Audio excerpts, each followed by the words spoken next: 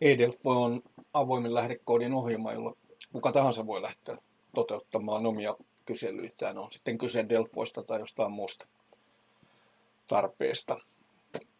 Kun on kirjautunut sisään, niin syntyy myös oikeus luoda oma paneeli.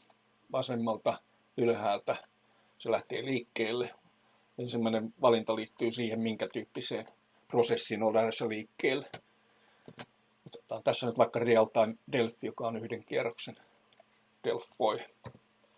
Ja esimerkiksi vaikka tämmöinen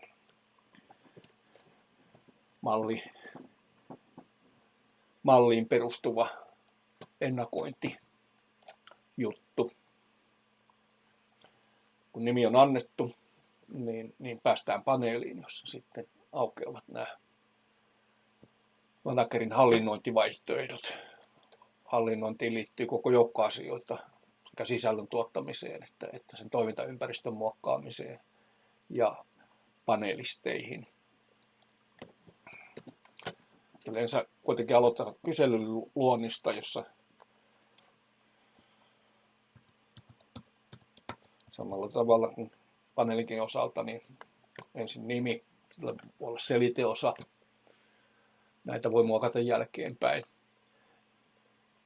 Tärkeä tieto on se, että jokainen kysely koostuu yksittäisistä kysymyksistä, joita täällä nimitetään sivuiksi. Kysymys on yhtä kuin sivu. Siihen on yksi poikkeus, on mahdollisuus esimerkiksi taustamuutteenomaisesti tehdä lomake, jossa on koottuna useita kysymyksiä. Se on oma kysymystyyppinsä.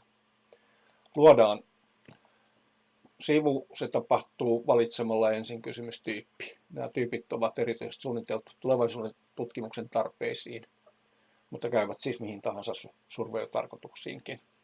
Parametrissa on käytössä 2D-skaala. Napataan se ja niin kuin kerroin, niin tässä on mallitutkimus alla. Helpottaa tätä demonstraatiota, käydään katsomassa sitä. Se on World Future Societyn ennakointimalli, jossa on 20 ennustetta vuodelle 2025. Otetaan sieltä ensimmäinen väite. Kopioidaan se tuonne teesikohtaan, kehitetään sinne oma otsikko.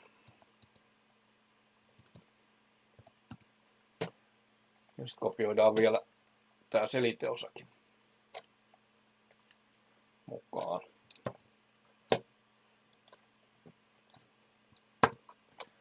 Nyt meillä on sisältöosat määritelty. Mennään asetuksiin. Otetaan tämä todennäköisyys, toivottavuuskriteerit tähänkin mukaan, mutta ne voivat siis olla jotain muutakin. Vaihdetaan myöskin tämmöinen liukusäädö, joka on parametrissa käytössä. Tallennetaan.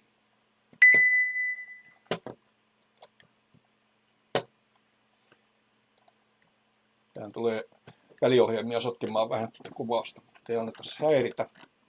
Tämän lopussa on tärkeää vielä, että näkyy miten manageri voi manipuloida kyselyn tilaa. Voi olla näkyvissä, siis yksittäinen kysymys myöskin. Ja välillä kommentoitavissa, välillä ei. Ja sitten voidaan avata kaikkien reaaliaikaisesti myös koko aineisto esiin, kun tässä nyt tapahtuu. Oikeastaan tässä ei paljon muuta tarvitse enää näyttää kuin se, että kun tämä on samantyyppisistä väitteistä koostuva kysely, niin helpoin tapa edetä tästä seuraavaan kysymykseen on se, että kloonataan sivu ja sitten muokataan se. Otetaan täältä toinen väite, copy-pastataan.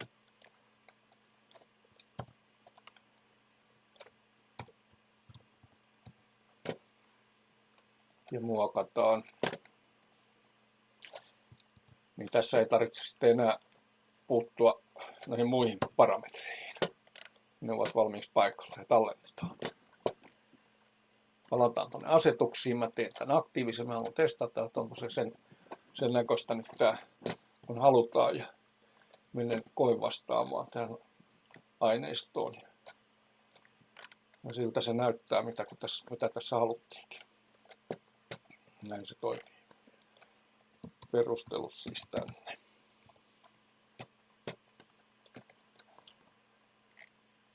No niin, ja tästä voitaisiin jatkaa.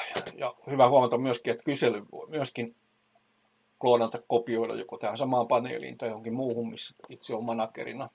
Ja nopeuttaa monia prosesseja myöskin. Lopuksi vilkaisu sitten muuhun hallinnointiin, panelistien kutsumiseen, määrittelyyn. Siellä on koko joukko palveluita, joilla se onnistuu. Huomattavaa myös, että täällä on kyselyiden tuloksia voi analysoida eri tavoin. Täällä on mahdollisuus myöskin tehdä barometrityyppisesti, ikään kuin ankkuroida näitä tilanteita ja tehdä aikasarjaa.